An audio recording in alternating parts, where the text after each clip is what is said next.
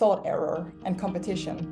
Most people either feel entitled and continue in that game, or you start numbing yourself because you can't really cope with the competition and you don't want to feel worthless. So you start numbing those very uncomfortable emotions. Maybe, like I said earlier, start drinking, start posting even more on social media, because then you will feel good for a little while with external validation, and or shopping or porn or whatever people do to cope.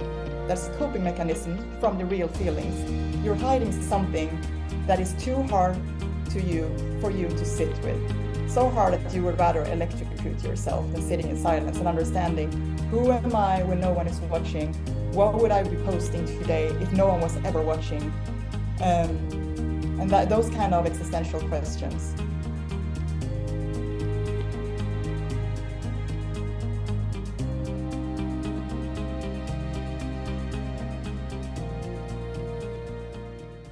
Hello everyone, this is Shadha and I'm your host for today. And this is another episode of Fearless Women Coaches Unveil series, where you'll get to meet coaches from all around the world. And today we have a special guest with us. I said special because today we have got a lawyer in the house. Yes, you heard me right. We have got the lawyer in the house, and she's not only the lawyer, she is a certified burnout coach.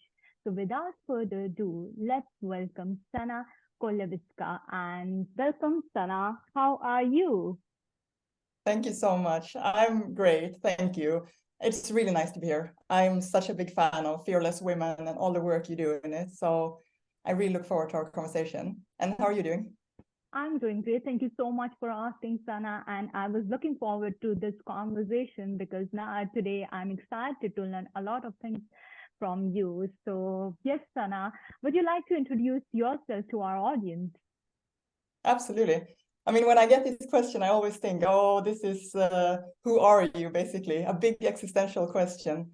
And I could either go that way, existential route, or the more factual one. And I go with the factual, and then perhaps you'll get to know me along the way more existentially as we speak.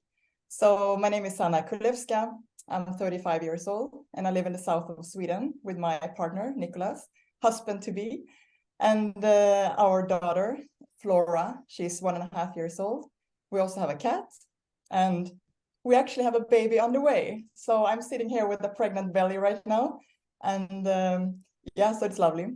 And I am working as a data privacy lawyer in a big international company, and I'm also, as you said, certified Shetty life coach, where I'm specializing in stress and burnout. I'm a blogger, motivational speaker, and coach. I run my own business. It's called WonderBalance, and I can explain later why that name became what it is. And I am I'm a former semi-professional athlete, so that's probably going to come in a little bit in our conversation, the athlete mind as well, and mindset. And I usually describe myself as very international because my parents, I'm a mix of Dutch, Swedish, Macedonian genes. And I grew up in Sweden, but in my mid-20s, I moved abroad. So I kind of continued that international life, first in the US, in Boston, and then in Amsterdam, in the Netherlands, and then lastly in Dublin, Ireland, before I moved back to Sweden. So, and for people who like, personality test type of information, Myers-Briggs, for example, I am ENFJ. So that's, we call it the protagonist. And that is the same personality as Oprah Winfrey and Barack Obama, just to give you a little view. And then, like I said, I'm very excited to be here in the Fearless Women podcast, because I do think I would describe myself as fearless. In addition to maybe empathetic and driven. So that's a little bit about me. Thank you. Thank you so much, Sana. It was such a powerful introduction, I would say. And first of all, very, very congratulations upon the pregnancy news. That's truly a wonderful news. And thank you so much for sharing a lovely introduction with our audience. I said that you are you are a lawyer or the certified burnout coach, but then I got to know, no, she's a blogger as well. She's a motivational speaker as well. So wow, this is, yes, we have got a powerful lady in the house, I would say. Thank you. You're so sweet. And I would say the same to you. Right back at you. Thank you so much, Sana. So, Sana, I always ask one common question to every guest of mine, that what does fearless mean to you? What does fearless Mm. mean to you, Sana? I think that's a very big question, first of all.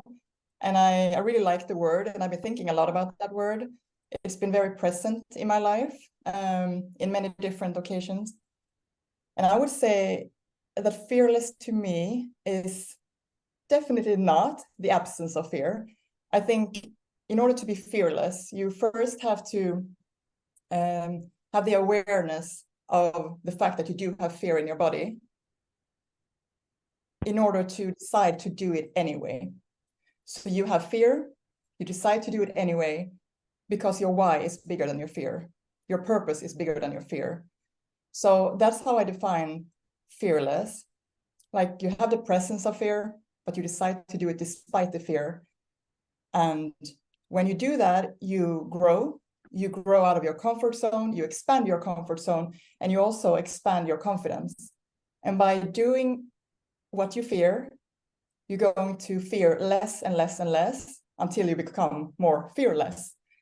And I thought a little bit about, why is this so hard? Like, why is it so hard to be fearless? And then I thought maybe it isn't that difficult to understand if we look back at the fact that our brains haven't really changed in the past 40,000 years or so. So our ancestors, they were facing fear, and the ones who actually had fear in their body, they survived, because fear, plays a vital function in our lives. Without fear, we wouldn't survive, and we would definitely not be here today. So when we're being fearless, we're actually working against nature a little bit. Our ancestors have made it possible for us to be here, to survive, by having fear. Running away from the tiger on the savannah, that was impossible without fear. Now we have different stressors in our lives. We don't have the tiger on the savannah that much present in our life, but we have other present stressors, other modern tigers, so to speak. So when I think of fearless, I think that we are working against nature, which makes it even more impressive when we are being fearless. And a picture that always comes up in my head is from a Brené Brown TED Talk, where she's talking about a concept called the man in the arena. I don't call it the man in the arena. I call it the woman on stage because we're talking about fearless women. But it is it's a concept coming from Theodore Roosevelt, back in the beginning of the 1900s, where he was saying that it's not the critic who counts. It's actually the one who dares to be up on the stage, dares to do something despite their fear. And actually the fearless one, that's the one who counts. That's the brave one, the woman on stage. Brené Brown also connects that with vulnerability. So I have to do that as well. I really think being fearless is being vulnerable. You're being vulnerable for the audience, criticism, potential hatred, potential opinions, but you do it anyway because your why is bigger than your fear. So yeah. Oh, such a lovely definition, I would say, a big one as well. And I just love you mentioned that you need to acknowledge, or first you really need to become aware of your fears. You need to acknowledge them, and then you have to choose your why, or the courage over your fears. Because if your why is greater than your fears, then you'll choose your why anyway, because your why will push you towards choosing or making that choice. So that's lovely definition of being fearless. So, so have there been any time in your life that being fearless was only option for you, Sana? Yeah, there has. Like I said in the beginning, there have been many instances in my life where I've been fearless. But like you ask now, if there's any situation where fearless has been the only option. And I have two things in my mind. And if I can categorize it, the way I think about it is external and internal. So it's kind of my journey from external validation to internal alignment. And the external validation, that's a very important one, because I'll share a little story and you'll understand how sometimes hard it can be to be fearless when people around you are pushing their fear on you. But if you don't have the confidence, you are going to really strive to be liked, for their external validation, for their approval. And going against that, like doing it despite the fear, that's the first one I want to explain. And then the second one is how fearlessness can look a little bit different when you found your like inner peace, your alignment. So the first example, the external validation example, that was when I was working at a big international company in Dublin. I had my dream job, what I thought at the time at least. Unfortunately, I had very toxic management. And this is actually the first time ever I share this story in public. So talking about fearlessness, I fear this, but it's so strong that I have to do it. Anyway, despite the fear. So I was new at the job, and before joining this company, I had written a legal thesis together with a US professor. We based it on my Master of Law thesis, which was awarded with a prize for the best Master of Law thesis at my university in Sweden.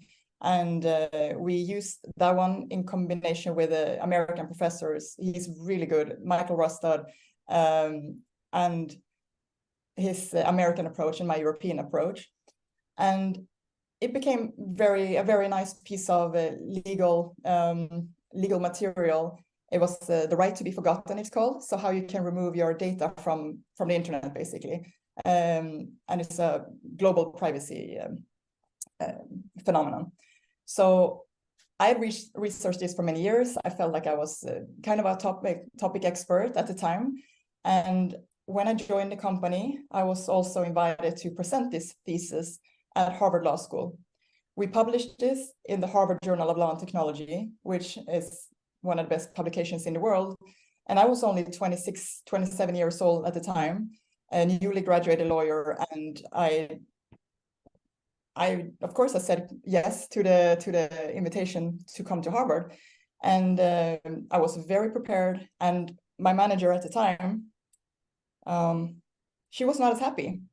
I was very happy about this opportunity, and we worked every evening, every weekend to accommodate the American professors, the time difference, and I did it after work, and it was just a lot of effort, but I really enjoyed it, and we managed to publish a really nice piece of paper. And I got really nice comments from a senior lawyer at the company.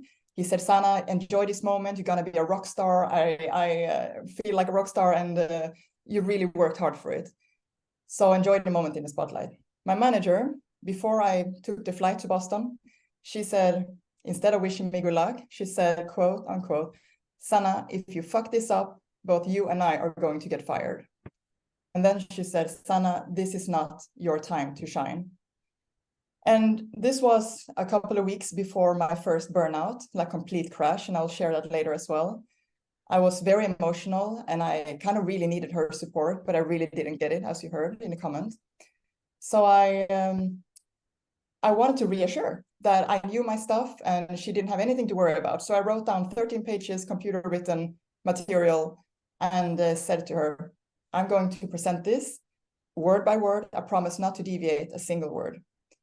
So off I went to Boston, and also maybe it's worth to say that I got clearance from the company. Everything was okay to present this. It was just her that was against it. So I was there, and I was thinking to myself, I woke up the day of the presentation with a jet lag, fever, and also this threat in my head that if I do anything wrong here, I'm going to be fired from my dream job. And this is not my time to shine. That was kind of repeated in my head. And then I was thinking to myself, I used to be a semi-professional athlete. I have a better mindset than this. I'm not going to give in to her fear and letting her fear dictate my fear. That's going to dictate my outcome. But I was also very sensitive, and in a almost burnout brain, it's very hard to regulate those emotions. So I was also really listening to her words and internalized them. But then before the presentation was about to begin, it was a room full of really bright people. So brain researchers from MIT, Harvard lawyers, journalists, CEOs from different companies. And I was really nervous. So I went to the bathroom at Harvard Law School. I was standing in the mirror doing power poses to try to boost the testosterone level and kind of decrease my stress hormones and relax myself.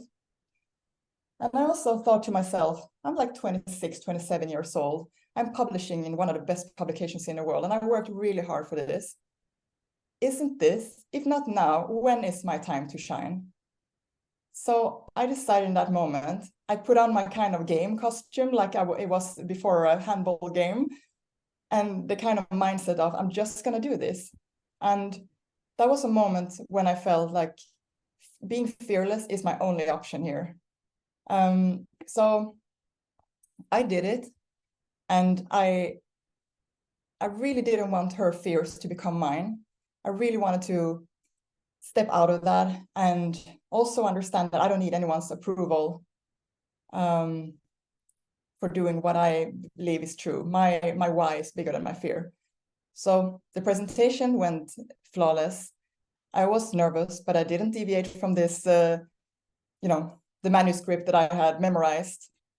And I was very happy. And afterwards, there were a couple of Harvard professors coming up to me, and they said, Sanna, you and the professor were collaborating really well. You had really good presentation technique, and you did a really good job with the audience, with everything. So what do you think about maybe considering becoming a Harvard law professor in the future?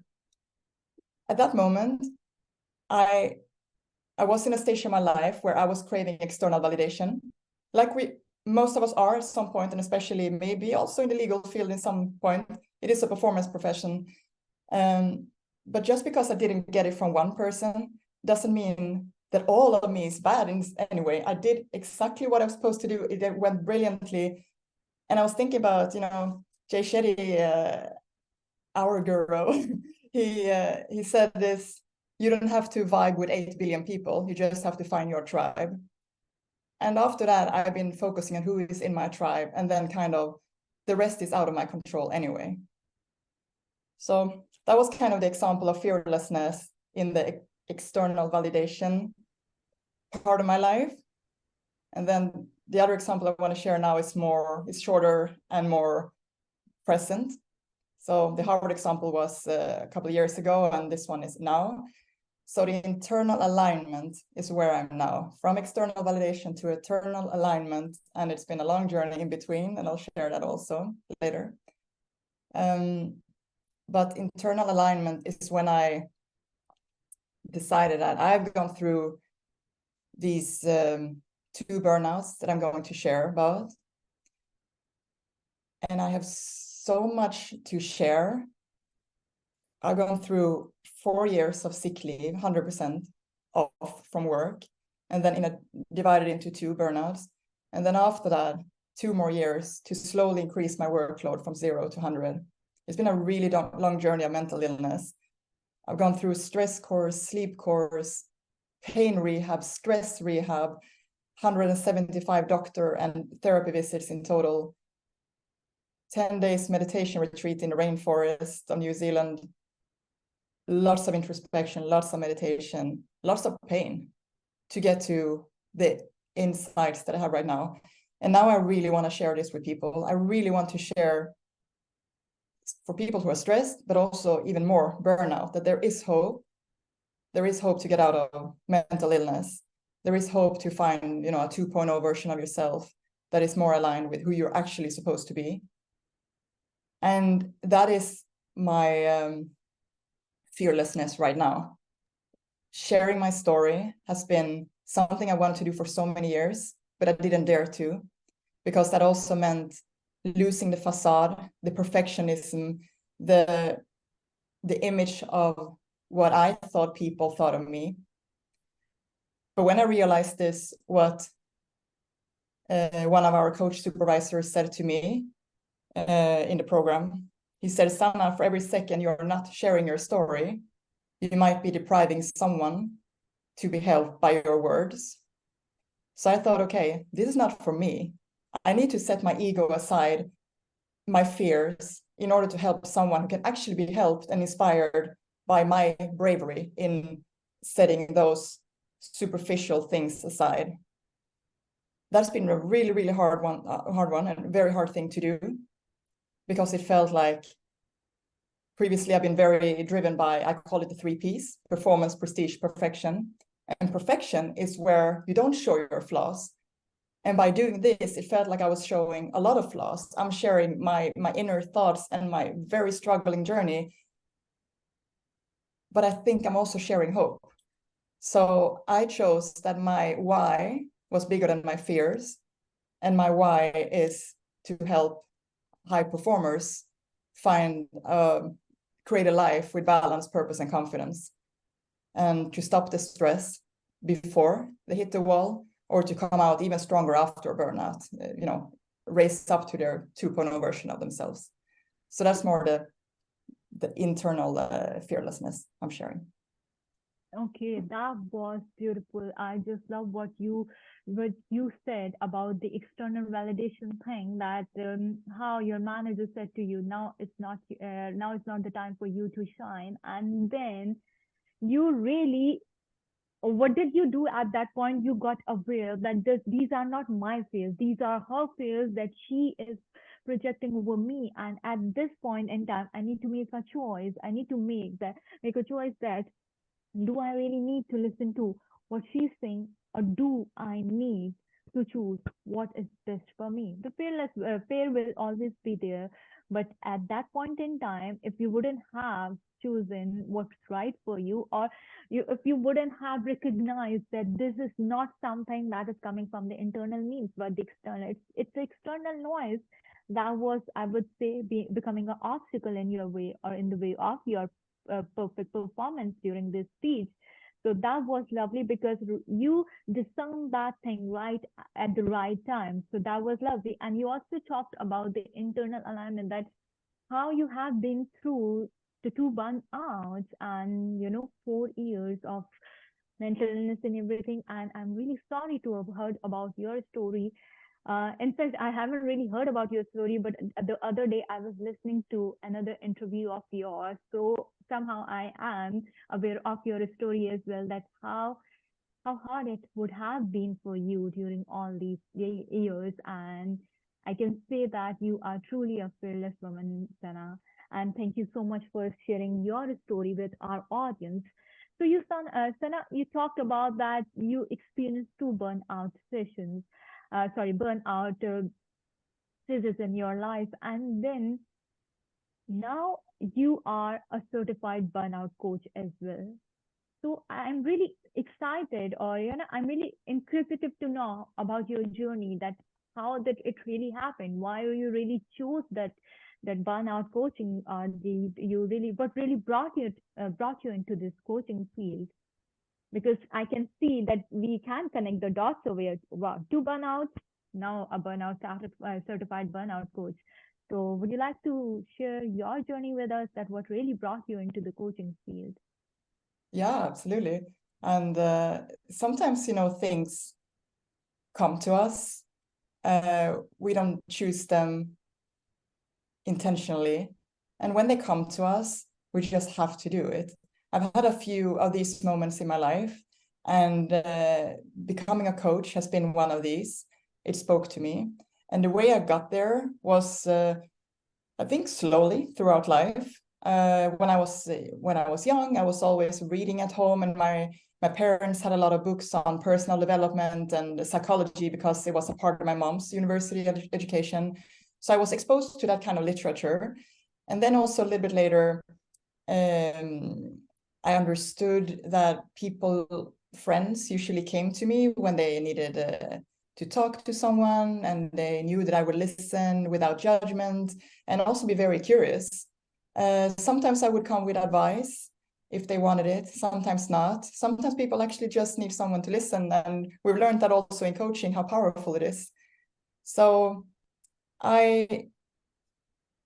later on in life, I had even strangers coming to me on the street, talking to me, telling me things they've never even told their wife or husband. And they always said, you have this kind of energy, Sanna.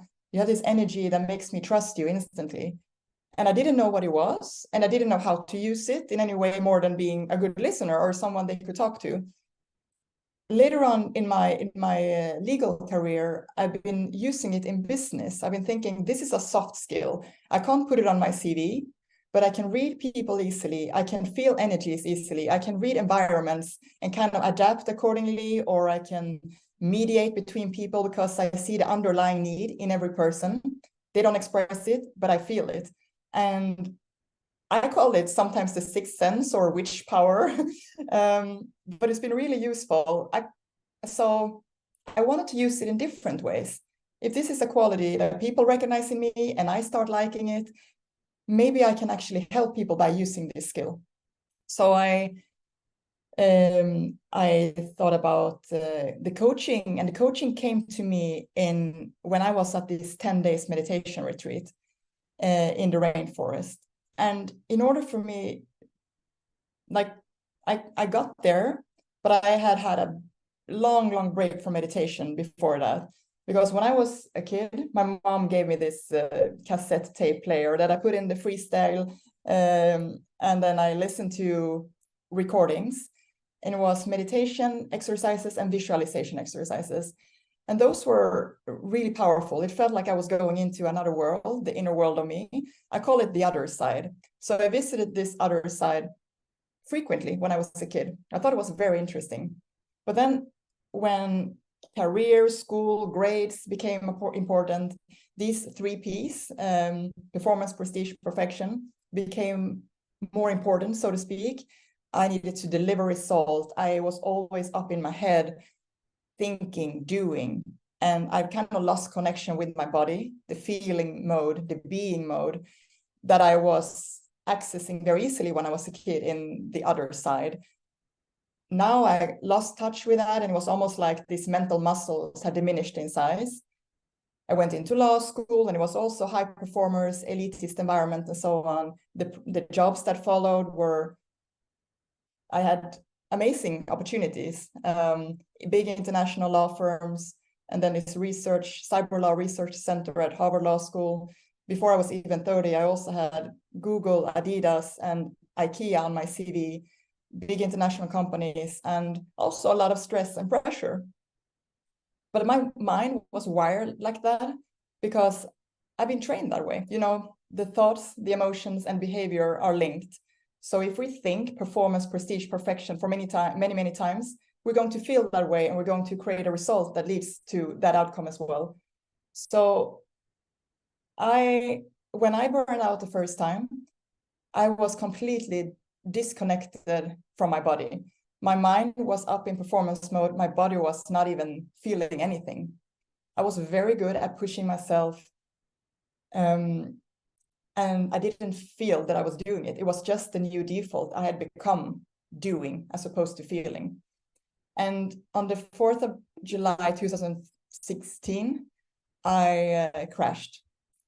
I crashed and I couldn't get out of bed. And I remember I was going to the toilet and it was 3 meters away. It should have been an easy little journey, but for me, my brain was not communicating with my legs, so I couldn't get there. It was a very surreal moment because I was always in control. Otherwise, now I couldn't even control my legs to go to the toilet. So that was the beginning. And I didn't know anything about burnout at the time. I just knew that I couldn't get out of bed. I was crying all the time, and everything was just black. This was a couple of weeks after the Harvard presentation, and I've been in a toxic environment. My job performance had gone down, but I didn't know why. But now I obviously understand, because my brain was operating, doing maybe 150% work, but with 5% energy. I've just been pushing because I wasn't down on zero. I wasn't dead yet. So my athlete mentality is to push until there is nothing left. So the first burnout was 1.5 years off from work, 100% sick leave, lots of doctor visits, lots of blur, like brain fog. I couldn't even construct a single thought on my own. I was really lost in worry, anxiety, And I remember vividly this example of when I was going to the supermarket in Dublin, buying a toothbrush. The only thing I needed to do was to choose between green or blue toothbrush. That didn't really match my bathroom interior. So after 30 minutes of anxiety, I decided to go out of the shop, and I didn't buy a toothbrush, none of them. That was like paralyzing perfectionism at its core. And my body was so tense. I was crying every day. I was sleeping 17 hours per day, always in a black room, dark, because lights and sounds, they were too much stimuli for my brain to handle. So I couldn't even watch TV or the phone for even 2 minutes, because that would also be too much stimuli for my brain to handle. And cognitively was probably the worst one, because I couldn't remember what people were telling me. I couldn't comprehend very easy instructions. Before I got sick, I had a legal colleague showing me something on the computer. With my normal brain capacity, I would understand it and just do it. It was rather easy, simple task. But now, when I was on the verge of a burnout, then I asked him 1 minute later, "Can you please repeat?" And it was like it didn't stuck. I couldn't understand what people were telling me. So it was very hard, and I didn't understand text. I would read the same contracts 10 times, 11 times. I would still not understand it.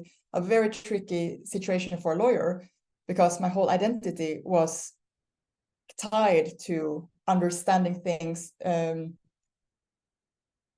processing a large amount of information. And now I couldn't even read or write one single sentence without getting lost in worry, thoughts.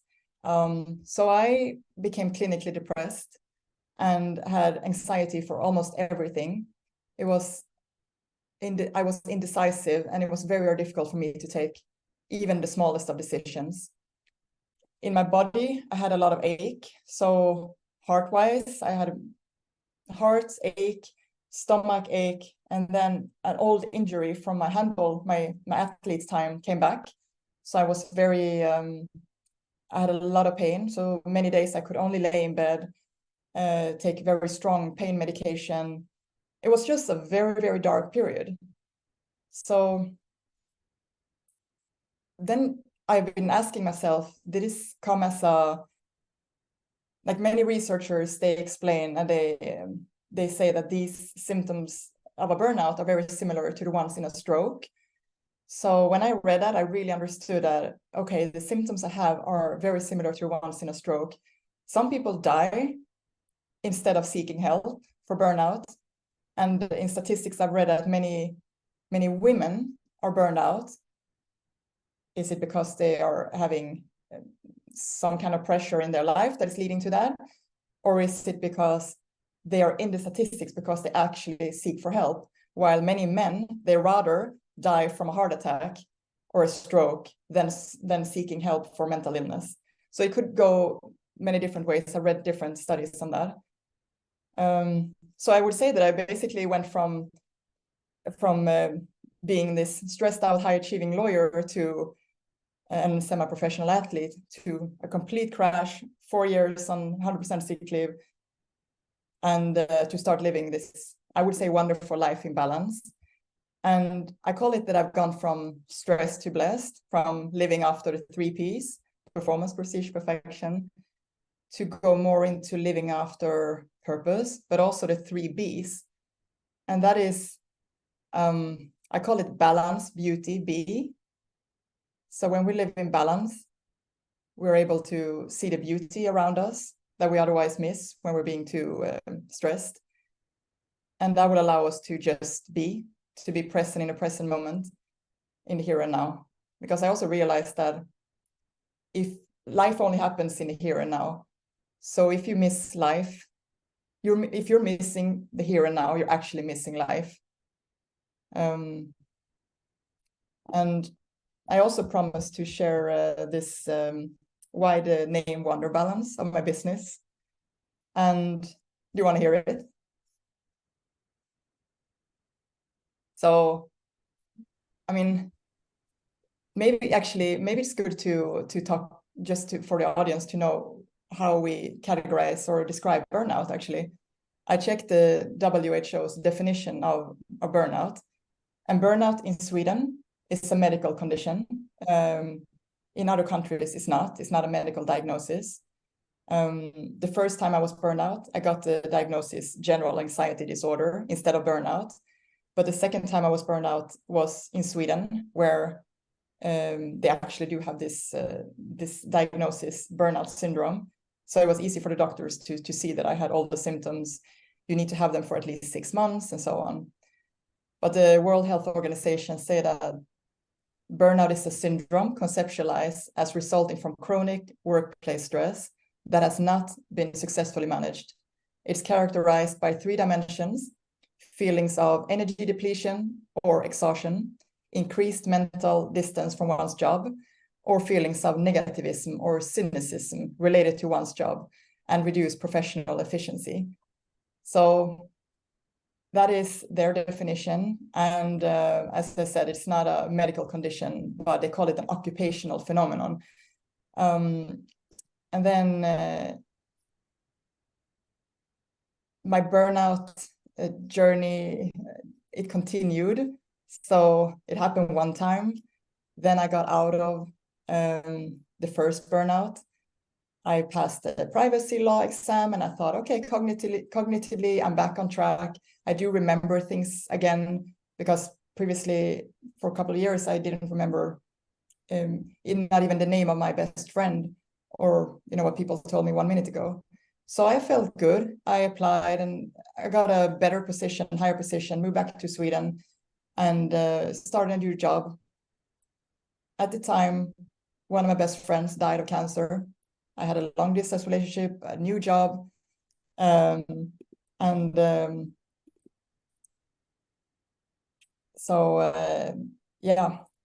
it's, I think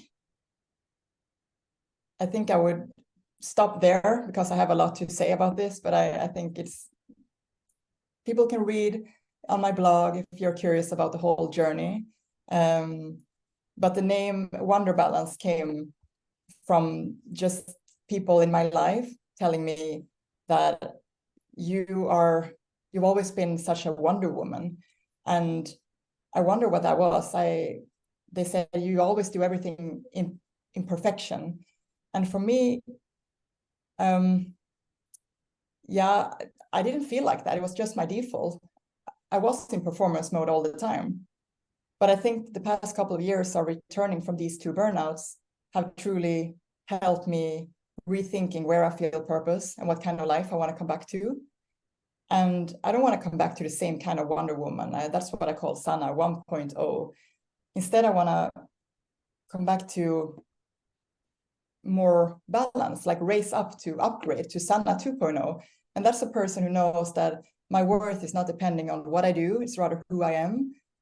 I would say it's almost like a redefinition of success, because I know deep inside that I'm the only one responsible for my happiness. And I think someone who is living in wonder balance is, or a real Wonder Woman, is the one, not the one who does everything perfectly and pushes herself to the extreme, but the one who knows when to push, when to pause, someone who is in physical and mental balance. And that's what I call wonder balance, when you dare to be imperfect, genuine, vulnerable, and someone who goes, I guess, from the 3 Ps to the 3 Bs and choose to be here and now. I feel you, girl. I really feel you, because when you were sharing your story with our audience, I was like, oh my God, what a tough journey she must have gone through. But I'm feeling honored to talk to such a powerful woman right now, because you talked about 3 Ps and how you in your real life shifted from those 3 Ps: performance, prestige, and perfection, to the 3 Bs: beauty, balance, and and I know that it wouldn't have been easier for you, but now when you have launched your own coaching business, and that is WonderBalance, and now you coach people to move from these three P's to these three B's, and that is something that you have already experienced in your life. And I was in awe when I was listening to your story. So thank you, Sana. Thank you for sharing your story with our audience. It was it's really an honor to be with you right now and listen to your words. Thank you once again. So Sana, you talked about that you were in a meditation and retreat when coaching came to you. So I believe that it was the moment that you found your purpose. So would you walk us through any kind of obstacles that you faced, if any, during, following your purpose? Yeah, this coaching field. Yeah. Obstacles that I faced or that I think other people face? No, the obstacles that you face, because now you were aware of your purpose, that coaching came to you during that meditation retreat. Were there any obstacles that you had to face after founding your purpose to so really pursue your purpose, or make it a part of your life? Yeah, definitely. I think, like you said, the purpose came to me when I was sitting there in silence, meditating. I think it was 10 hours per day for 10 days. And previously, I wasn't even able to focus for 2 seconds. So this was a challenge, first of all. But in that silence, it really spoke to me. I want to help people not have to suffer the way I have in order to find balance, purpose, and confidence. And there, of course, have been a lot of obstacles because, first of all, I was up in my head in the doing mode and not in the being mode. So I had to connect my mind with my body. And that's been a really, really hard one, because if mind and body are not they're not aligned to communicate, it takes a lot of practice. So I've been have to doing a lot of meditation, and also really to facing my fears and to dig inwards. And by being in silence, I think many people fear silence because of what can bubble up to the surface when you do. That is so powerful, because if you don't dare to listen to your own thoughts, then are you afraid of yourself, your inner truth? I had to ask myself, who am I when no one is watching? Who am I deep inside? And obstacles would be to not really know my values, but I've had to figure out, what do I value deep inside? Who am I? And also, what do I stand for here in life? Because if you don't know that, how can you then coach other people to come into introspection? Because everything about coaching is about emotional intelligence, but you have to do the journey yourself first. And I was, at the time of my 2 burnouts, very closely identifying my worth with my title. And that's something I have to really understand, that my value is not depending on my performance. My value is not depending on my title, money, or anything status-wise. It's me. I am me, and I'm worth because I'm me, not because I am something, just because I am. And that kind of detachment from external validation and go into more the internal alignment, it's a journey that takes time. And I also say that to my clients, this takes time and it takes hard work. But I'm going to ask you these questions so that you are not escaping from these hard questions. It's very easy when you sit, let's say, a normal Tuesday in the sofa, you are asking yourself these existential questions. But then you see maybe it's you find ways to distract yourself so you don't really have to answer the question. But in coaching, you're present with the coach, and I'm paying all my attention to the person I have in front of me. That's a journey that they are willing to do, and that journey is hard, but the result and outcome is amazing. So learning to not distract myself maybe was one obstacle to when I'm in my body. So first, silence. after I embraced silence, I learned to know my values and deeper purpose. And when I know my deeper purpose, it's really hard to escape it. But then again, we have distractions everywhere. We have social media. Some people are distracting themselves with, what could it be? Online shopping, alcohol, drugs, porn, whatever gives that instant gratification, the little fulfillment, and the numbing from the emotions. But what I had to do was to not numb my emotions, to be real with them and to sit with them. And that's also what I'm doing with my clients. So, but that's more on the deeper side. But what I had to do to get there, and you talked about obstacles, is actually to go to the very basic ones. They usually call it in stress rehab, they call it the vulnerability factors. So sleep, eat, and exercise. Many people are facing so much stress in their lives because they don't have these three basics in place.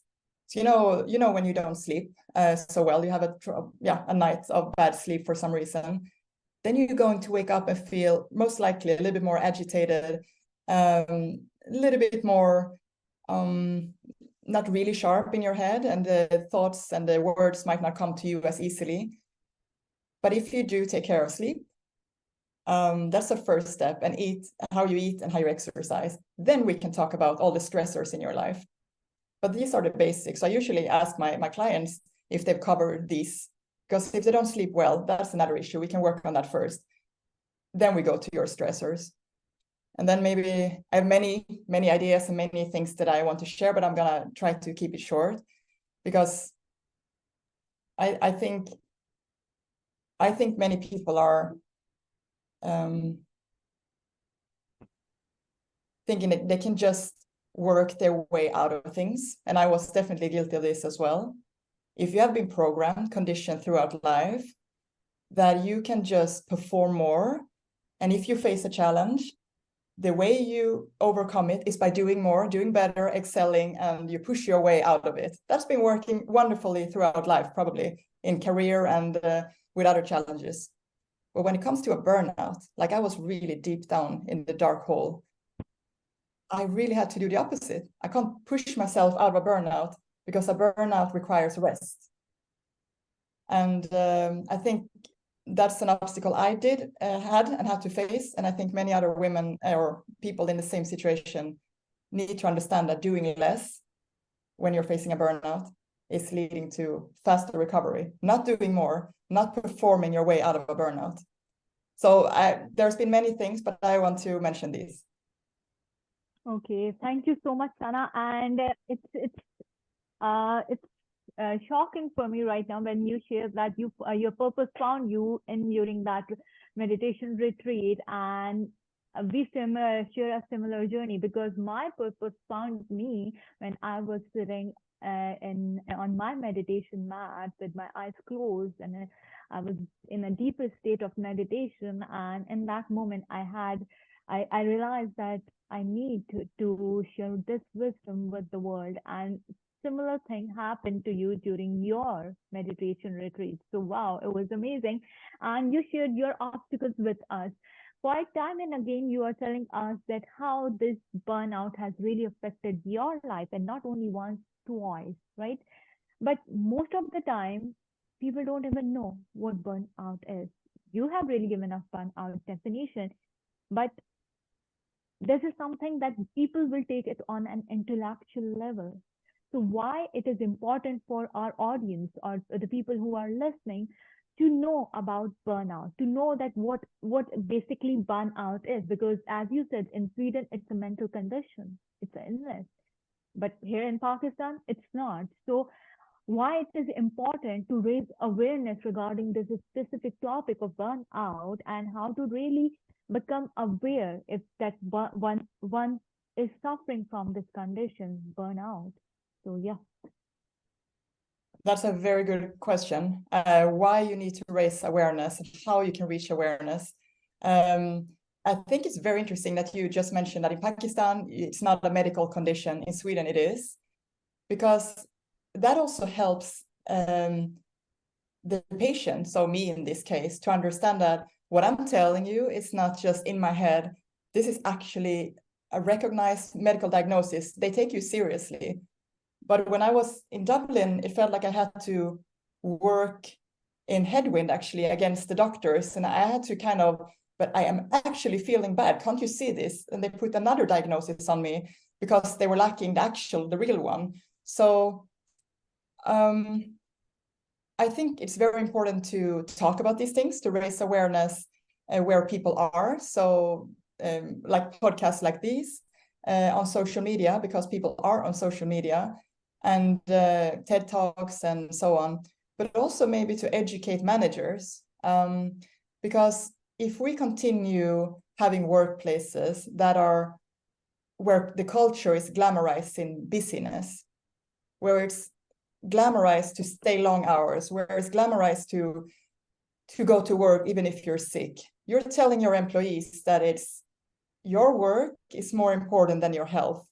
Your work is more important than anything. And being busy, staying late, even if you're not productive, you're still staying late. That is a culture that we can change. It's created by us humans, so it can be changed by us humans. And I think we can start by educating, like I said, the leaders. Because if they can't lead with example, how are we going to make a change? It's very hard from the bottom up. It's possible, but it's very good if they can lead with example. And also the way we speak to each other, like we said, oh, I'm so busy. I never use that word anymore. Actually, I don't. I try to glamorize balance, because that's when I know I am feeling, that's my victory. Being busy is really nothing I strive for. Then that feels like a failure, that I'm not in balance. So it's more about, again, the power of our thoughts. If we start thinking differently, we will start feeling differently, and we will start behaving differently. When people understand that chain, we're not just a victim of our circumstances. We can change things, but it all starts with a changed thought. So, yeah. But also by sharing, like I am sharing my burnout story openly, my wishes with doing that is that it's going to inspire more people to do the same, not just burn out, have the hell of your life, and then stand in the line of everyone who is silenced and not speak about mental illness, because then we are never removing the stigma around mental illness. We have to speak about it until there is no stigma left. And I really think we have to talk about the uncomfortable until the uncomfortable become comfortable. And that's why I'm putting my ego aside and fear of what people would think of me, and just do it, because I really think there is a big purpose here. We can change this, but we have to change our thinking around it. At least in Sweden, it's a horrible statistics, and so many people are falling into the statistics of burnout. We have every 25th person you meet on the street, so 4% of the population are on sick leave right now. Sick leave on burnout, 100% unable to work. And then also all the people who have some symptoms and have maybe old symptoms and still feeling bad, because these symptoms can last for 8 years or even more. So we have to really understand that this is the pandemic of our lifetime, and to really treat it as that, because we're losing so many talents in the workforce by not really taking this seriously. And I read statistics. Now Sweden is a small country with only 10 million people, so it's half of your city. Where the increase of burnout and stress-related mental illness has increased with almost 15% the past 3 years. And they could also see that it was 79% of all the people who are burned out are women. So there are so many things to do, absolutely. From the politicians, they could also do more, I think, raising awareness on this topic. And in some countries, not Sweden yet, but in some countries, I think France and some other countries, they have this law, the right to disconnect, where they're forcing managers to they're forcing managers to disconnect, and they are not allowed to email their coworkers after working hours. So balance can be, coming from different ways, I think. Yes, you are right in that we really need to educate people regarding it, because when I was listening to your one of the podcasts, and I realized that I really didn't know about the symptoms of the burnout, because in that podcast you really went into the topic, you described what is burnout, you describe with the audience that what are the real symptoms. And when I listen to those symptoms, oh my god, it seems quite normal, because you are so ingrained into living in that pattern of your life that you won't be able to recognize that what are these patterns, and what are the symptoms are. And as a result, some even might end up losing their life. It really happens. We have seen people that have been going through burnout, that experience burnout, that they didn't even realize that they are experiencing one, and then they lost their life. This is a real thing, and this is, I would say, that in this modern culture, it's becoming a threat to our life. And we really need to educate people regarding this thing, because we are too good at glamorizing late sitting, glamorizing perfectionism, glamorizing that you to be perfect, or you need to be in the achievers mode 24/7. That's not how your body is designed. You really need to take care of your body. You really do not need to, in this race of success and achievement, we end up losing our connection with our own self. So we really Yeah. need to educate people regarding this, that what it's life threatening, I would say. Because Sana, you have experienced this thing not only once, twice, and you had to take a safe place for about 4 years. So anybody who is listening to us right now could really imagine the impact of a burnout on any individual that it could have. And I'm so glad that right now you're sitting with us perfectly all right and talking to us and sharing your story with us. So, Sana, you talked about your own obstacles, that what obstacles you had to go through when you found your purpose, that is coaching, and you're sharing your journey with the world. So when the people will get to know, okay, now the awareness has been raised. Now they know what burnout is, or maybe they get to find that they are suffering from one.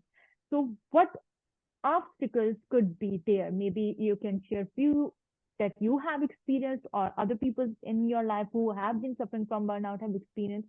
What obstacles they could face if, God forbid, they experience burnout in, or experience the burnout in future. Yeah. Yeah, that's an excellent question. And I think many people are so scared of silence. That's like number one obstacle. You don't, like I shared earlier, you don't dare to be with yourself. So distraction, to not have to feel, you numb. And I read a study from the US where psychologists were testing people. You have to sit in a room, or I think it was for 30 minutes. And they also had the option, instead of just sitting there alone with their thoughts in silence, they could electrocute themselves, like put their finger in an electric socket, or sit quietly and think. And 67% of the male participants, they chose to electrocute themselves rather than sitting in silence. So that just tells me that people really don't want to sit in silence. And I wrote an article about this, how to deal with social media anxiety. And I think maybe one obstacle for people is actually social media. And I'm all for social media when it comes to connection, and I think it has great purpose, definitely. But when it comes to really understanding why we do things, I always think we have to go down to the why. So posting things for external validation, that can lead to us thinking that, go back to the savannah again, like we are herd animals, we want to belong to a group, and if we get likes, we get many followers, we get the approval that, okay, the group likes us, we are safe. And the same 40,000-year-old brain is operating now with different stressors, with different challenges and so on. And I think, so bear with me here, but I read a book called The Subtle Art of Not Giving a Fuck by Mark Manson. And there he was explaining the fact that we are living in a flow of information where sensationalism has become the new normal. So we think we have to stand out to be someone, to matter. And when we have to stand out constantly, that's creating a lot of pressure. But if you look at how social media operates, the whole algorithm around it, where the things that are the worst of the worst or the best of the best are the ones that get most likes, they become viral, and people think it's interesting. That's also where the most clicks are, and consequently also the most money. And when we think we have to do it that way in order to be special, we become something that he explains as entitled. So he says you can go one of two ways. One, I'm awesome and the rest of you suck, so therefore I deserve special treatment. Or the second one, you are all awesome and I suck, so therefore I deserve special treatment. You become entitled, and we think that what we are experiencing, even if it's like really bad things happening in our lives, we are the only ones experiencing it. But in fact, there are probably hundreds, thousands, maybe millions of people suffering the way you do or having similar things like you do. But there is some kind of disconnection there, I think, when we want to win the game of social media. So most of us live normal lives where we maybe sit a normal Tuesday with our sweatpants in the sofa watching TV. And that's completely normal. But now that kind of, but in the world of internet and social media, where everyone is showing their extraordinary lives all the time, that kind of normalness has become the new, the new expression for failure, basically. We have to be sensational in order to be someone. So we wake up the next day and we try to win the game of social media by posting something that we think would get even more likes, even more recognition, and so on, because still we don't want to get left out of the herd. And that's kind of a game we're playing every day until we realize that deep down, no one who's ever made it on social media is extremely happy or happier than anyone else. So how do you get out of that kind of thought error and competition? Most people either feel entitled and continue in that game, or you start numbing yourself because you can't really cope with the competition and you don't want to feel worthless. So you start numbing those very uncomfortable emotions. Maybe, like I said earlier, start drinking, start posting even more on social media, because then you will feel good for a little while with external validation, and or shopping or porn or whatever people do to cope. That's coping mechanisms from the real feelings. You're hiding something that is too hard for you to sit with. So hard that you would rather electrocute yourself than sitting in silence and understanding, who am I when no one is watching? What would I be posting today if no one was ever watching? And those kind of existential questions. So I think it's very wise to start understanding that that was never the road to happiness. I think we can post if we know why we post, if we have a purpose. And when we start recognizing, oh, today I'm just feeling lonely, bored, whatever it is, that's the underlying need you need to fulfill in different ways. So start to be like brutally honest with yourself, and that's going to create self-development, I think, in the long run. Because if you are always comparing yourself, that's going to lead to thinking you're not good enough, and you're going to start feeling inferior, and as a result start letting others kind of dictate your life. And most people become people pleasers and work extra hard to overcompensate for those limiting beliefs. And when we recognize that, oh, that might actually be coming from the feeling of inferior on social media, like we have to dig into, why am I feeling like this? Okay, next level. Why am I feeling like that? And so on. So I always say, and I always quote this William James, the greatest weapon against stress is our ability to choose one thought over another. We can get in control of these emotions by focusing on the right thoughts. Wow, Sanna. Yeah. Are you saying something? Please go ahead. Sorry about that. No, I have a lot to Okay. say, but I want to listen to you. Okay. So yeah, that was powerful, and I would like to add one more thing. Most of the time, as when we live in the age of social media, there is an internal pressure. I know about the external pressure, but most of the time it's an internal pressure that is coming from inside, and we exerting upon ourselves to behave in a certain manner, to think in a certain manner, to feel in a certain manner, so that the void that is there inside of us, the void of not being enough, the void of worthlessness, or the void of being rejected in any aspect of your life. So when there is a pain inside of us, there is a void, there is a feeling of void inside of us. And what we are really doing when we are seeking external validation through social media, what we are really doing is just we are numbing our real emotions, we are numbing our pain. And what we are really doing by seeking that external validation, we are maybe temporarily, yes, we are getting those surge of dopamine, oxytocin, and that makes us really good. Oh, I'm liking so many likes, and people are liking my pictures, my posts, and everything. So we have got that external validation, but in the inside, we still have got that feeling. And when those temporary surge of dopamines or oxytocin will subside, and then we have to sit with ourselves. Now it will be difficult. Now it will be difficult for us to sit in silence, because we will get to see the part of ourselves that are not Exactly. so good. That really haunts us, I would say, because these are the suppressed emotions or the unresolved business, I would say, that we have suppressed inside us for so long that we do not even want to face our own fears, our own um, buried emotions.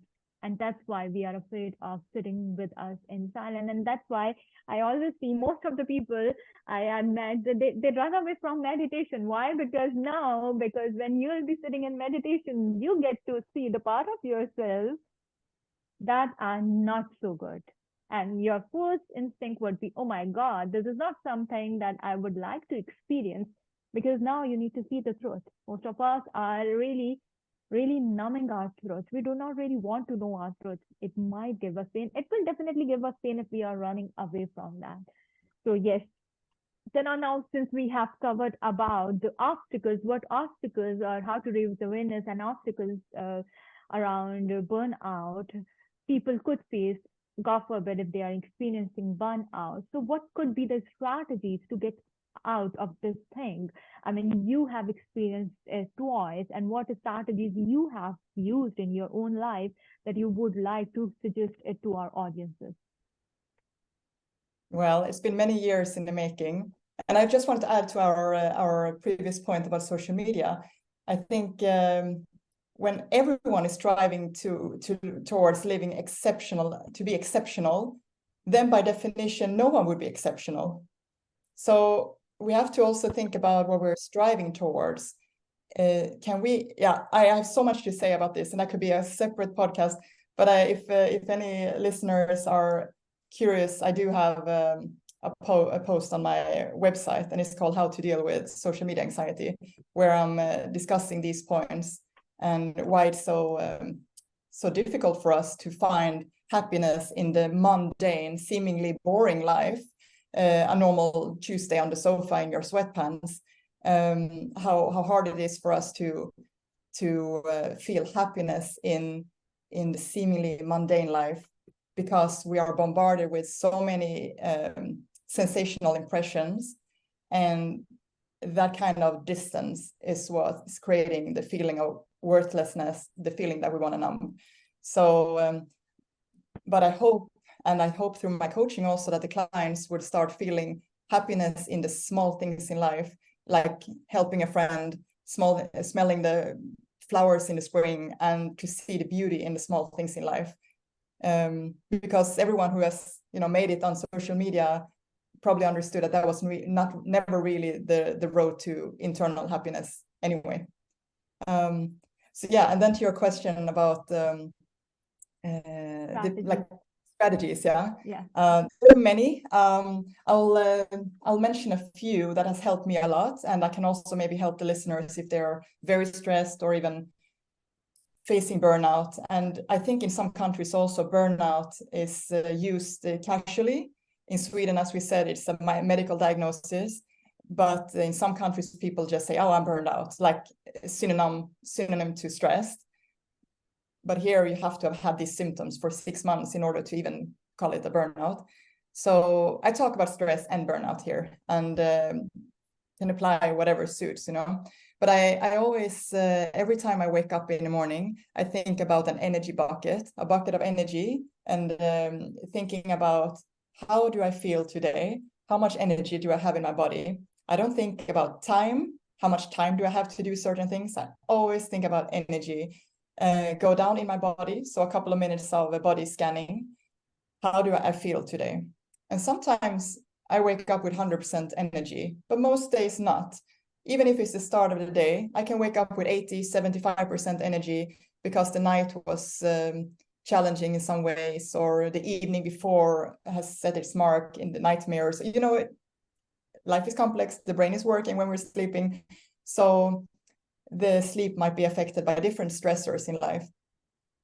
And by looking at this energy bucket, we can see, okay, so I wake up with 80% energy. How do I want to divide my energy today in big chunks? Okay, I want to cook food, 10% to that. I want to work, okay, maybe 50% to that.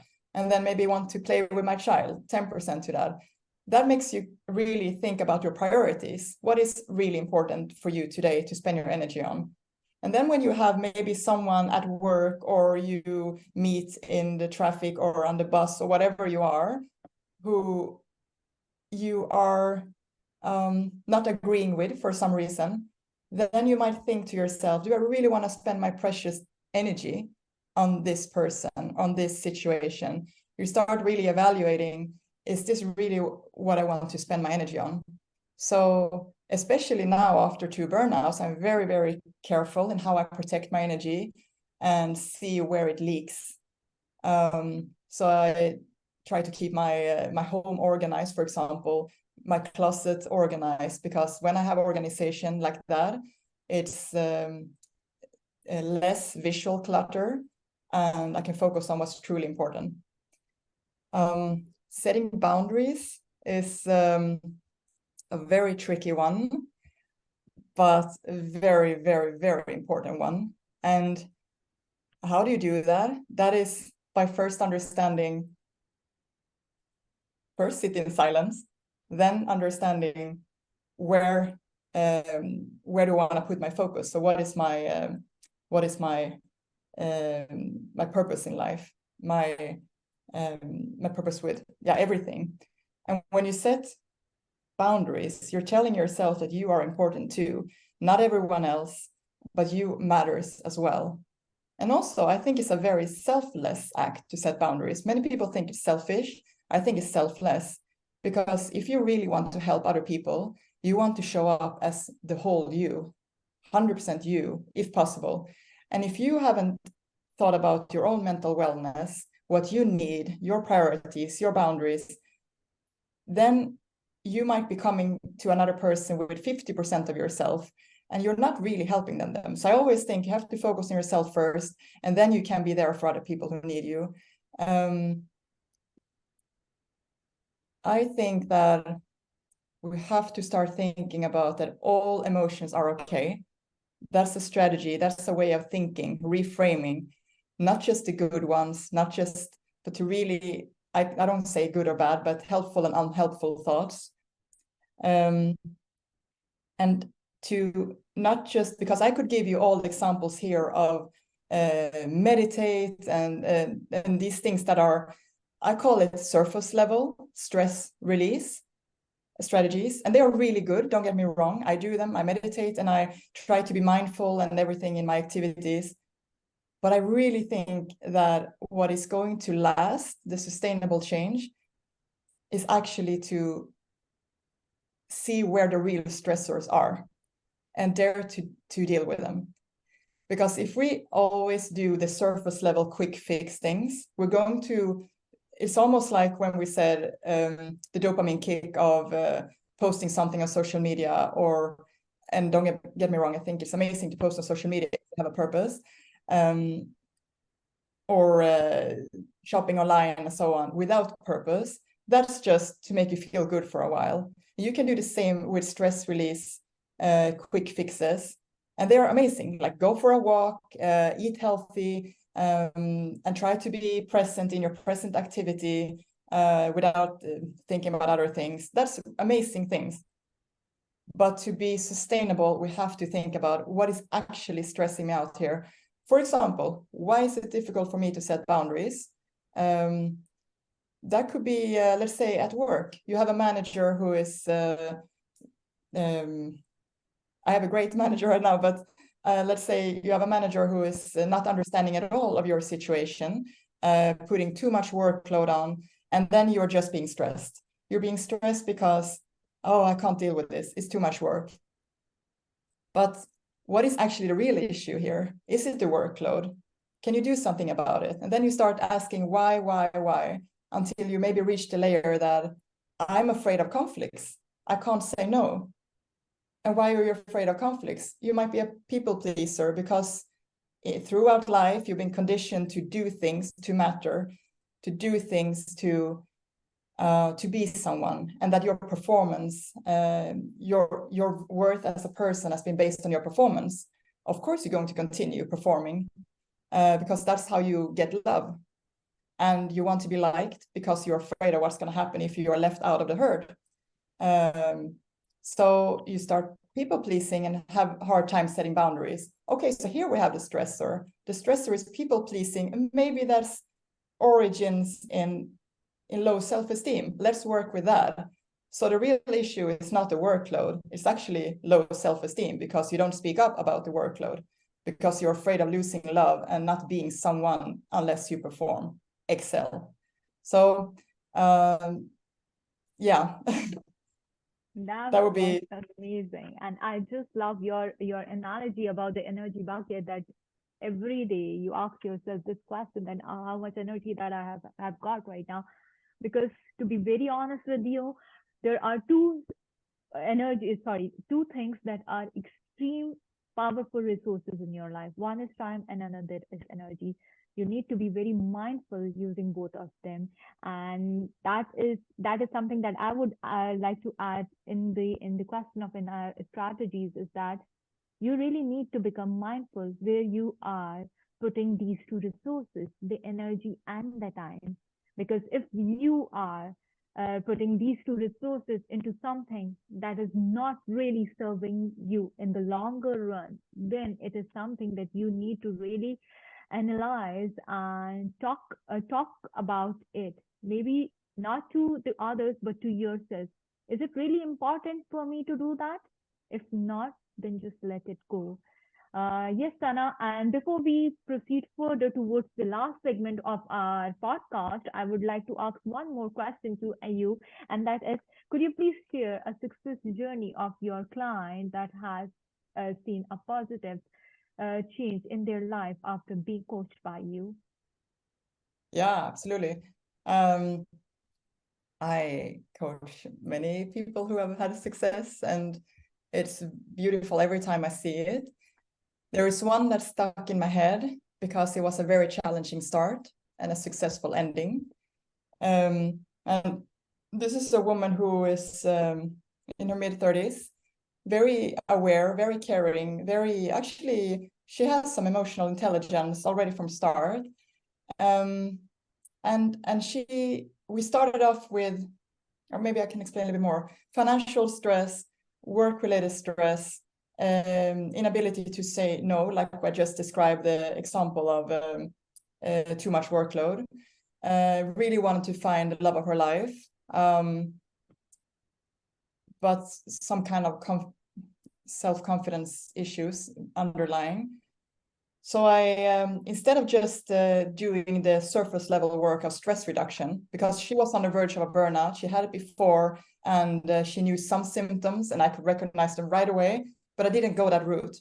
With her, I went into what I think is more powerful. It's the purpose-filled route, where you can find your meaning, your purpose. And when you find that, the rest will solve itself. So I usually start my coaching sessions with a visualization, and I did it with her as well.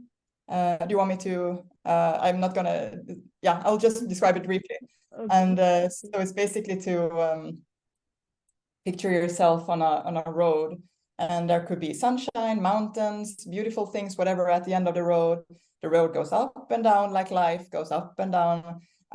But what you really value is down the road there. You work towards it. You don't have to reach it like checkbox. It's more, that's something you want more of in your life. So I tried to make her visual. She's very visual. So she wanted these kind of exercises. And she could really picture herself like having a partner, being able to say no, having no anxiety. But anxiety is something good, as help us to survive and be who we are today. So anxiety is essential, but she doesn't want to be controlled by anxiety. And she could visualize herself in this future version, 2.0 version of herself. So we started there by rewiring her thinking about herself and the possibility for the future. And then later on, I understood that we had some issues with her internal chatter. So I said, okay, you're driving a bus, and you're driving a bus on this road, and you are now the driver, but you also have passengers. Some passengers are bad passengers, some passengers are good passengers, and these passengers represent your thoughts. And some of these bad passengers, you kind of instantly want to kick them out of the bus, but they are very persistent. They're going to come to the next stop and they're going to jump on again. So you have to think about what you want to do with these thoughts that are unhelpful. Do you want to work hard against them the whole time, kick them out of the bus? Or can we find a way where you can start accepting that these thoughts, they have to be a part of your journey, but if you don't spend so much time on them, they will lose their power, its power over you, while you are driving on your journey towards the more purposeful life. So I kind of planted that seed in her, and then she did the whole journey herself. She was very good. But then after a while, I also got to understand that she's expressing some suicidal thoughts. And that was worrisome, especially since I know that it's very tricky, the distinction between therapy and coaching. Is this really for me to dig into, or should I refer her to a therapist? We took a break for a while, and she had to deal with some physical issues as well. When she came back, she was, for some reason, in a much better stage. And I asked control questions, some suicide and these things, to see how serious it was. But it was more like a thought that has been there, but no action ever planning. So we were good to go, and we continued, and she found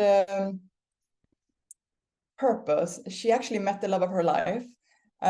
She started to stand up towards her manager and also senior management, where she expressed the workload. She started understanding that this coming from childhood patterns, the pleasing attitude. So we went a little bit back and then a little bit forward. And she gained more self-confidence to express her needs at work. And then to also, I guess it's a ripple effect into also finding the love of your life. I don't think it's a coincidence when you start being in your true energy. I think that's very attractive for another person as well. And then she expressed to me, we worked together for a long time. She expressed to me that I haven't felt anxiety for a couple of months now. That was like, I mean, before that, she was controlled by her anxiety, and now she hasn't felt it for a couple of months. So for me, that was amazing, amazing, amazing. She did a really, really good job. I would say that she gained even more emotional insight and intelligence from the coaching. And I always say that when you don't really, when you haven't found your purpose, you are like a plastic bag in the wind, getting thrown in every direction based on other people's needs, other people's desires of you, and what they want from you. But when you found your purpose, why you are here, and try to live after that little by little in every decision you take, like asking yourself, is what I do today leading me towards the end goal of this road? And if not, then we have to do something differently. So she started thinking like that with small decisions in her life. Is this really leading to my purpose of being balanced, a good partner, and whatever her needs were? And I would say that she started to, instead of being the wind in the paper bag, plastic bag in the wind, getting thrown in every direction, she started to become more like a stable tree, I would say, deeply rooted in what's purposeful for her, and actually stop thinking about trying to control the wind. The wind could be there, the negative passengers could still be there, but she was strengthening her roots. And I would say she definitely got from external validation to internal alignment. So that was nice. That was amazing. And I just love that how you use different coaching techniques to help her during her journey. You use visualization, you use metaphors and whatnot. So yeah, thank you so much, Sana. It has been a wonderful journey with you. But before we wrap up, it's the last segment, and I'll be asking you few short questions, and you'll be giving me the one two liner answer. So, could you please give me three names who are the fearless women that really inspired you in your own life? Yes, I can. The first one is my mom, but not just my mom, it's actually every mom on this planet. Because I think that because after I've been pregnant, now I'm pregnant for the second time, but first time I got so much respect for the fearlessness that women who are becoming mothers are showing by throwing themselves into a pregnancy without knowing how it's going to affect their mental the mental capacity, their bodies, their minds, their souls. I think it's such a brave decision. People maybe don't think about that, but you don't know if you're going to have a healthy kid. You don't know if you're going to even keep the kid, or if anything's going to happen to your body throughout the pregnancy. But still, our why is bigger than our fears, so we do it, and we do it again, and now I'm doing it again. So I think kudos to all mothers out there. The second one is actually I would say Greta Thunberg, Greta, the Swedish climate activist. I think she's cool, she's powerful, and really speaking directly to the UN climate summit, where she said, "How dare you," to the politicians for not thinking about the next generation and the carbon footprint and the result of what they are doing to the children, what they're leaving for us to continue living in. And then, are you still there? You froze.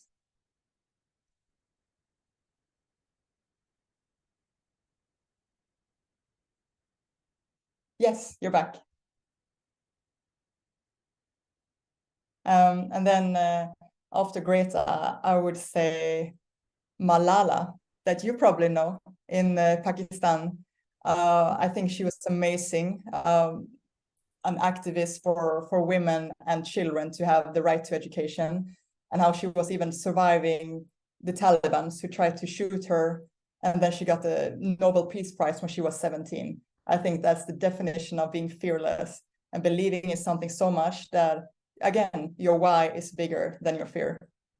So those are my three. Mm-hmm. Thank you so much, Sana. And what if your life would have been a movie? What would have been the title to it then? If my life was a movie, yeah, I mean, the first one that pops up in my head is how Wonder Woman found WonderBalance. But I'm not sure if I'm gonna go with that one, because I am thinking more meditation now. And I would say anicca. And anicca, for people who are not familiar with the Vipassana meditation, means impermanence, Buddhistic term. And that means that everything is in constant change, a constant flow, both good and bad. So I think when I think of the good, that means that, okay, since everything is impermanent in life, that means that we have to be grateful for the things that we have right now, because they're not going to stay here forever. And then on the other side, since with the bad things happening in life, or less desired things that happens in life, they're also not going to be here forever. So this too shall pass. It's also wonderful to kind of remind everyone who is burnout or suffering from stress right now, this too shall pass, and you will get out of this dark hole. I promise you. Anicca, anicca. Everything is in impermanence. Beautiful, beautiful. So, what advice would like to give to our audience? Well, as a coach, I'm not going to give advice, but as a blogger and motivational speaker, I can give many advice. Yeah. I think I could write a book about this because I have so many. But most importantly, actually, maybe synthesizing it to quotes here, actually, because there was a man called Michael Gungor. He said, burnout happens when you avoid being human for too long. So my advice would be to do things that makes you human. That would be a way to connect your doing with your being, your thinking with your feeling. And that could be embracing silence, walk in nature, art, music, food, laughing, mindfulness, breathing, meditation, anything that makes you start feeling and makes you human again. And when you connect with your body like that, you will be able to start feeling the burnout symptoms on time before it's too late. So that would be one advice. And something I write on my website is, if you don't make time for your wellness, you will have to make time for your illness. It's called, Joyce Sonada said it. So you have to take proactive steps while you're still healthy in order for you to be equipped for the darker times. And lastly, when you find your why, ask yourself, like I explained earlier, you have the end of the road here, your purpose, your why. If every little action you take during the day is in line with this, if not, choose something else. And recognize the power of your thoughts, because thoughts are just a stream of information. We think 60,000 thoughts per day, but the ones you spend your energy on is the ones that's going to create your emotions and consequently your behavior. So what thoughts are you bombarding your head with every day? What impressions? Is it social media? Is it negative thoughts? Like, what is it? And again, William James, the greatest weapon against stress is our ability to choose one thought over another. Yeah. That was amazing. Thank you so much, Sanna. Before you leave us, I would like to ask you where people can find you. People can find me on social media. Yeah, of course. Where I Yeah. try to post things on purposeful. You find me at WonderBalance_coaching. That's Instagram. Or www.wonderbalance.com is my website. Or if you want to email me, sanna@wonderbalance.com. Sanna with 2 N. Yep, thank you. Yeah. Sanna, it has been a lovely conversation. You gave so much insights into your own journey and shared powerful wisdom with us or advices with us. Today, I really learned a lot of things from you. So thank you, Sanna, so much. It was an incredible experience hosting you. Well, thank you so much. It's been really nice talking to you. We could talk for a very long time. This is important and huge topic. And I'm so proud of the work you're doing in Fearless Women. So keep up the good job. And thank you so much for having me. Thank you so much, Sanna. Thank you so much, our lovely audience. And see you next time. Bye-bye. Take good care of yourself. Bye-bye. Bye-bye.